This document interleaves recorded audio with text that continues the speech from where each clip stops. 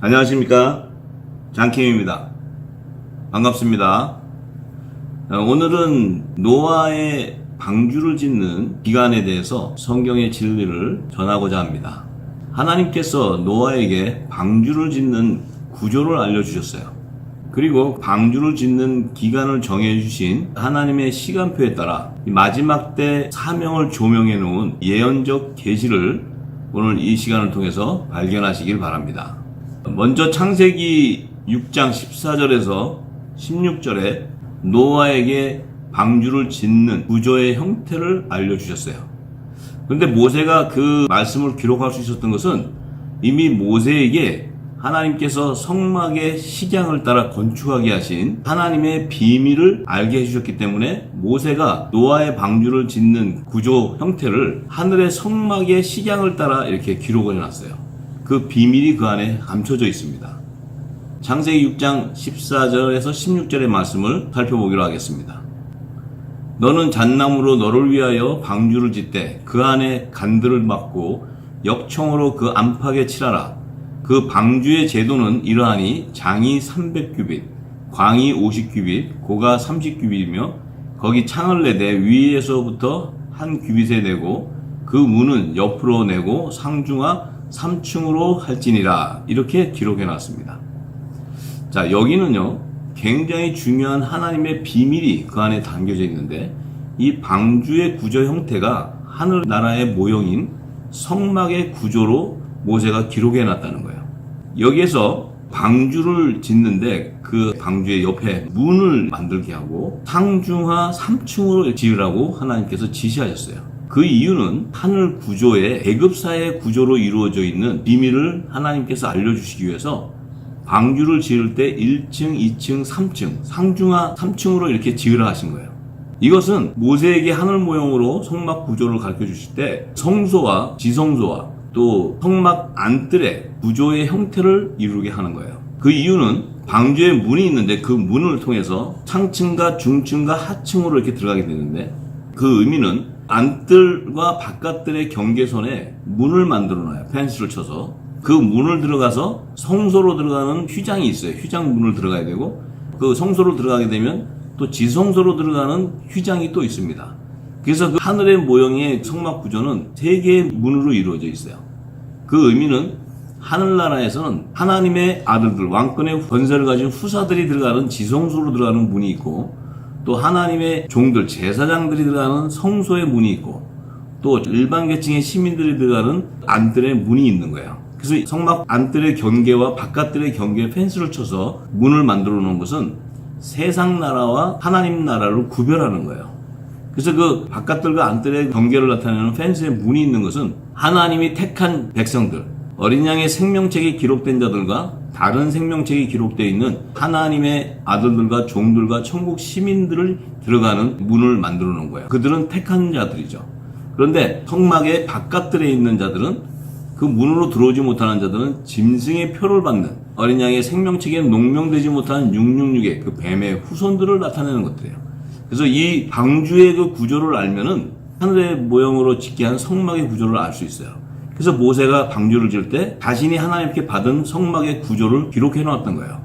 자, 그 의미는 하나님 나라를 완성하는 구속사의 비밀은 여호와의 7절기 안에 담겨져 있고, 또 때를 이루는 하나님의 시간표로 정해주신 희년의 제도와 또 안식년의 제도를 통해서 하나님의 나라가 완성되는 그 시간표를 알려주신 것을 모세는 알고, 이 방주를 짓는 시기도 하나님의 시간표에 따라 기록해 놓은 그 비밀을 오늘 우리 함께 발견하기 원합니다. 마지막 때 구원하실 하나님의 시간표로 모세에게 제정해 주신 7절기와 희년과 안식년의 주기와 또 방주를 짓는 시기가 연관되어 있는 사실을 알아야 됩니다. 이 성경은요 정확한 방주를 짓는 시기를 언급해 놓지 않았어요. 그런데 모세가 성막의 식양을 따라 방주를 묘사해 놓은 것을 보면 방주를 짓는 기간 역시 하나님의 시간표로 제정해 주신 70년이라는 기간으로 추정할 수 있어요. 그 70년이라는 것은 장차 다니엘에게 하나님 나라를 성취하는 70일의 예언적인 계시를 주실 것을 예고해 놓는 거예요. 그래서 이 70년의 기간이라는 것은 7일의 영원한 안식에 들어가는 하나님의 나라로 들어가는 자들을 방주 안에 넣어서 보호하시고 구원해주는 그 구속사적인 계시의 말씀이고, 또 어린 양의 생명책에 농명되지 못한, 방주에 들어가지 못한 뱀의 후손들은 다 멸망당할 것을 예고하는 사인입니다. 그래서 방주를 짓는 70년의 예언적인 시기를 예측해 보기로 하겠어요. 창세기 5장 32절에 보면 노아가 500세 된 후에 셈과 함과 야벳을 낳았다고 이렇게 언급해 놓았습니다. 그런데 창세기 7장 11절에 보면 노아 600세 되던 해에 2월 곧 그달 17일 날 그날에 큰 기품의 샘들이 터지며 하늘의 창들이 열려서 이제 노아 홍수가 시작되어서 다 멸망당한 게 이 땅이. 그런데 창세기 11장 10절에 셈의 후에는 이러하니라. 셈은 100세 곧 홍수 후 2년에 아르박삭을 낳았다고 이렇게 기록해 놨어요. 자, 이것은 셈이라는 노아의 아들이 노아 홍수가 끝난 다음에 2년이라는 것은 셈의 나이가 102년이라는 거예요. 그러면 실제로 방주를 짓는 기간을 노아가 셈을 낳는 그 나이가 502세를 기준으로 해서 볼 때 노아가 600세 되던 때에 물심판이 일어나는 것을 성경이 기록해 놨어요. 그러면 노아 600세에서 노아가 502세에 셈을 낳았을 때 시기를 빼면 98년 기간이 나옵니다. 그런데 노아의 세 아들이 결혼한 연수를 환산해 보면 방주를 지은 기간이 어림잡아 70년이 될 것이라고 추정돼요. 왜냐하면 노아가 자녀를 낳았어도 노아의 세 자녀들이 결혼을 해서 하나님께서 노아에게 내 아들과 자부들을 다 방주로 넣으라고 언약하셨어요. 그러니까 그들이 결혼한 후에 홍수가 나고 방주를 짓는 계시의 말씀을 기록해 놨기 때문에 우리가 추정해 줄 수 있는 것은 물론 80년이 될 수도 있고 70년이 될 수도 있고 60년도 될 수 있지만 성경은 하나님의 시간표를 기록하는 거기 때문에 하나님이 모세에게 제정해 주신 그 시간표에 따라 기록한 것을 우리가 예측할 수가 있는 거예요. 그래서 70년이라는 기간은 하나님의 구속사적인 예언의 시기예요. 그렇기 때문에 우리가 80년이다, 60년이다 그것도 근거가 없지만 70년이라는 것이 가장 하나님의 시간표에 적합한 거예요. 그래서 70년 기간에 방주를 지은 것을 알 수가 있어요. 그렇게 되면은 방주 짓는 기간은 120년이라고 일반적인 견해들을 알고 있는 이것은 성경과 맞지 않은 것입니다. 120년이라는 것은 육체가 된 사람들이 죽는 날, 그것은 제가 지난 시간에 다 말씀드렸어요. 참조해 보시면 그 120년에 대한 예언적인 계시를 알 수 있습니다. 그래서 노아가 대홍수 때 환란의 피난처로 방주를 완성하는 시기는요, 그 당시가 제약이 관영한 마지막 때예요. 그래서 창세기 6장 1절에 사람들의 딸들이 나오고 하나님의 아들들과 결혼을 해서 육체가 되는 하나님의 신이 떠나는 이 진노하는 하나님의 말씀들이 기록된 것은 그 당시도 지금과 같이 제가 관영해서 하나님 나라의 백성들이 세상 임금들, 그러니까 세상의 권력을 가진 자들 밑에서 그 물질의 노예가 되어서 죄의 종로로 타는 그 속박에서 완전히 벗어나는 면제년의 제도로 제정해 주신 희년과 안식년의 예언적인 계시로 추정할 수 있는 거예요. 그래서 노아의 600세 때 마지막 세대를 지금 하나님께서 창세기 7장 1절에 말씀해 주십니다. 그 말씀을 보면 여호와께서 노아에게 이르시되 너와 내 온 집은 방주로 들어가고 내가 이 세대에 내 앞에서 의로움을 내가 보았다고 이렇게 언급해 놨어요. 이 세대는 마지막 세대를 얘기하는 거예요. 그 마지막 세대에 노아에게 의로움을 보았다는 것은 마지막 세대의 의의 직분자라는 거예요. 의의 사명자. 그래서 노아에게 방주를 예비할 수 있도록 방주를 짓는 구조의 형태를 다 알려주시고 그 기간도 다 알려주시는 거예요. 자, 그래서 이 마지막 세대에 대한 것은 이제 앞으로 임박해오는 마지막 불심판의 마지막 세대에 대해서 예언적인 계시로 나타나는 거예요. 그래서 우리가 추정할 수 있는 것은 희년의 제도를 통해서 마지막 70번째 대희년의 세대 기간에 마지막 불심판에 일어난다는 거예요. 그것을 예언적으로 계시해 주는 말씀이에요. 그러면 이 70번째 대인년의 기간은 2015년 속죄절에서 2064년 속죄절이라고 제가 말씀드렸습니다. 그래서 70일의 예언적인 안식년의 계시로 방주를 완성하는 시기를 또 예측해 볼 수가 있어요. 그것은 창세기 7장 4절에서 5절의 말씀에 보면 지금부터 7일이면 내가 40주야를 땅에 비를 내려 나의 지은 모든 생물을 지면에서 쓸어버리리라. 노아가 여호와께서 자기에게 명하신 대로 다 준행하였더라 이렇게 기록해 놨어요. 그런데 이 방주를 짓는 마지막 시기가 하나님께서 지금부터 7일이라고 정해주는 거예요. 이 7일이라는 것은 70년의 그 기간 중에서 마지막 7년을 얘기하는데 그 7년이라는 것은 안식년의 비밀을 드러내주는 말씀이에요. 이 7일이면은 이제 40주야로 땅에 비가 내리게 된다는데 40주야는 물지양이 임하는 시기고 그 전에 7년이라는 기간은 7년 풍년과 7년 흉년의 두 안식년에 대해서 제가 누차적으로 말씀드렸습니다. 그래서 노아 홍수 기간에도 7년 풍년의 안식년을 예고하는 사인이에요. 그래서 이 7일에 방주가 예비된다는 거예요. 완성된다는 거예요. 7년 풍년의 기간은 2015년 엘루롤에서 2022년 엘루롤이 7년 풍년의 안식년 기간이라고 제가 말씀드렸어요. 이 기간에 빛의 자녀들을 통해서 방주를 완성하는 그 예언적인 계시를 증거해주는 말씀이에요. 그리고 7년 대환란을 예고하는 것은 40주야를 예고하는데 그 40주야는 노아의 물심판 때는 홍수로 이제 이 땅에 재앙이 되는 것이고 마지막 때는 일곱 나팔 재앙을 통해서 이 땅이 완전히 멸망당하는 것을 예언적인 계시로 드러내주는 말씀이에요. 그래서 이때에 7일이면 이제 물심판을 통해서 이 땅이 다 멸하는데 노아가 그 말씀을 받고 방주를 다 준행했다고 이렇게 기록해놔요. 그러면 이 7년 풍년 기간에는 방주를 완성하는 기간이에요. 그래서 노아의 홍수 때는 40주야로 말씀을 한 것은 40주야에는 두 가지 의미가 있습니다. 마지막 7년 흉년의 안식년 기간인 7년 대환란의 시기를 예고하는 것과 예수님께서 이 땅에 초림하시고 재림하시는 기간이 2000년 기간으로 성경은 예고하고 있어요. 40주야가 비가 내린다는 것은 노아 홍수 때는 물로 심판했지만 예수님이 초림에 오셔가지고 온 세상에 영원한 구원과 심판하실 그 새 언약의 말씀, 이 말씀이 창수가 나는 기간을 예언적으로 계시는 거예요. 그래서 이 말씀이 이 땅에 이제 창수가 나는데 마지막에는 물로 심판하는 것이 아니고 불로 심판한다는 거예요. 불로. 그러니까 예수님이 오셔서 전하신 새 언약의 말씀인 하나님 나라의 비밀한 복음이 이 땅에 창수같이 쏟아지는 기간이 예수님이 초림 때 AD 26년경에 요단강에서 성령의 세례를 받으시고 이 땅에 새 언약의 말씀인 하나님 나라의 복음을 전파하셨어요. 그리고 예수님이 재림하는 시기가 AD 2026년 나팔절이라고 제가 누차 말씀드렸어요. 그렇기 때문에 AD 26년에서 2026년의 기간이 2000년 기간으로 나옵니다. 정확하게. 그러면 이 기간이 희년의 제도를 통해서 40번의 희년이 지나가는 시기예요. 그러니까 이 40번이라는 것은 하나님의 뜻을 이루는 그 성경의 예언적인 하나님의 시간표예요.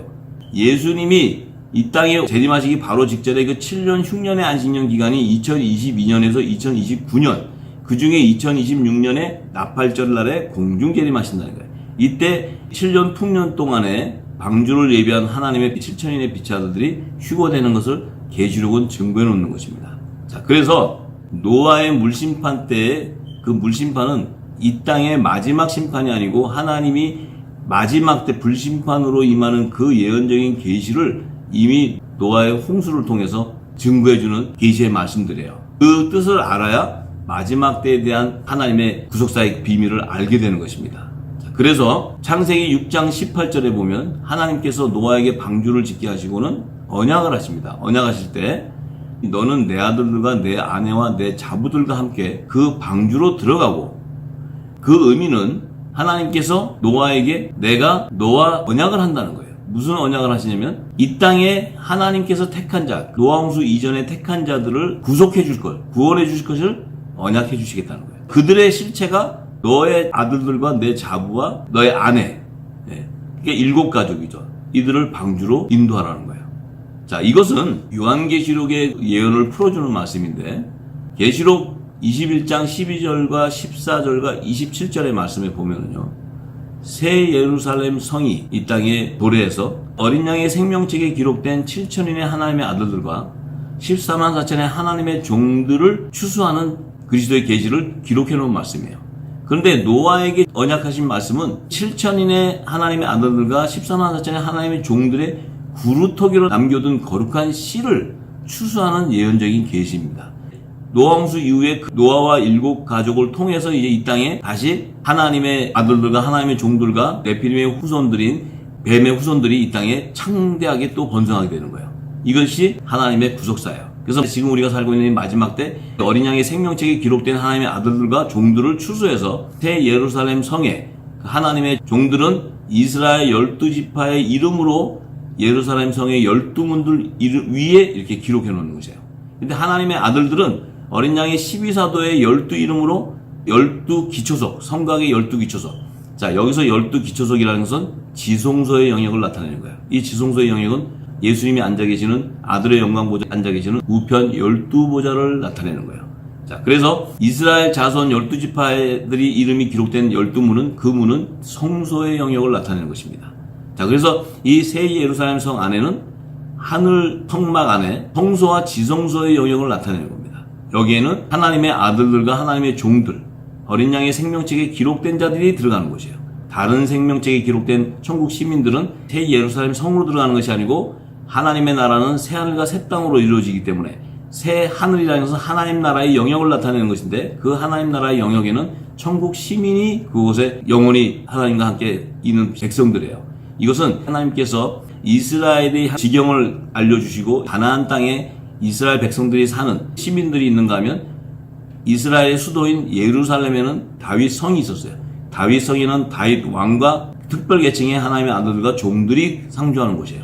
이것이 바로 하나님 나라를 완성하는 구속사의 비밀이고 하나님께서 모세에게 하늘의 성막을 이 땅에 짓게 하시고 안뜰과 성소와 지성소의 영역으로 구조를 이루게 하시고 또 문들을 이렇게 펜스를 만들어서 세상과 경계를 하게 하시고 그 다음에 여호와 7절기에서 마지막 때 나팔절과 속죄절과 초막절에 성취하는 예언적인 계시를 함축해 놨어요.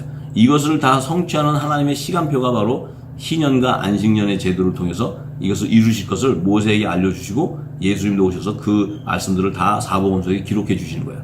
그것을 사도 요한이 깨닫고 요한계시록에 하나님의 종들, 선지자들에게 미리 알려줬던 그 복음들을 다 계시록에 함축해서 기록해 놓는 것입니다. 그래서 제가 다음 시간에는 노아 홍수 이후에 등장하는 네피림의 후손에 대해서 증거할 때 더 상세하게 증거하는데요. 그 안에는 함의 부인이 가인의 계보에서 나오는 사람의 딸이에요. 그래서 그 당시에 노아의 때 하나님이 진노하시는 그때에 하나님의 아들들과 사람의 딸들이 결혼해가지고 음탕하면서 하나님의 말씀을 대적하고 이런 우상을 숭배하는 그 제약을 통해서 하나님이 심판하시고 그 땅을 저주하셨는데 그때 노아의 둘째 아들 함도 그 딸들과 함께 있으면서 결혼했던 거예요.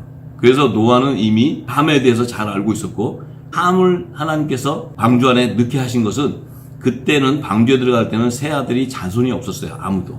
그러니까 하나님의 아내가 들어갈 수 있었던 것은 마지막 때 예수님이 오셨을 때 뱀의 후손들이 여자의 후손으로 메시아를 죽여야 되기 때문에 그 구속사를 완성하기 위해서는 이 땅에서도 666의 뱀의 후손으로 남겨둔 짐승의 씨와 사람의 씨를 남겨둬서 그들이 온 땅에 다시 퍼지게 되는 거예요.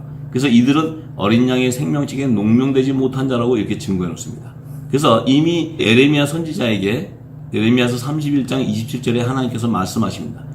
여호와께서 가라사대 보라 내가 사람의 씨와 짐승의 씨를 이스라엘 집과 유다 집에 뿌릴 날이 이르리니 자, 이 땅의 제사장 나라 조상인 야곱의 12 아들들 가운데 제사장 나라의 이스라엘 자손들 안에 짐승의 씨와 사람의 씨, 이 짐승의 씨는 적그리스도의 씨고 사람의 씨는 거짓 선지자의 씨예요. 두 짐승이 들어가서 이스라엘 집과 유다 집에 가나안 땅에서 우상을 숭배하게 하는 그 범죄로 말미암아 이들이 멸망당하게 하는 이 뱀의 후손들이 들어가서 예수님이 초림에 오셨을 때 헤롯 성전에 있었던 대제사장, 율법의 학자들, 또 서기관, 장로들 이들이 바로 유대인이 아닌데 그들이 유대인과처럼 행세하면서 사단의 회들이에요. 그들이 결국 예수님을 죽이게 되는 거예요. 왜?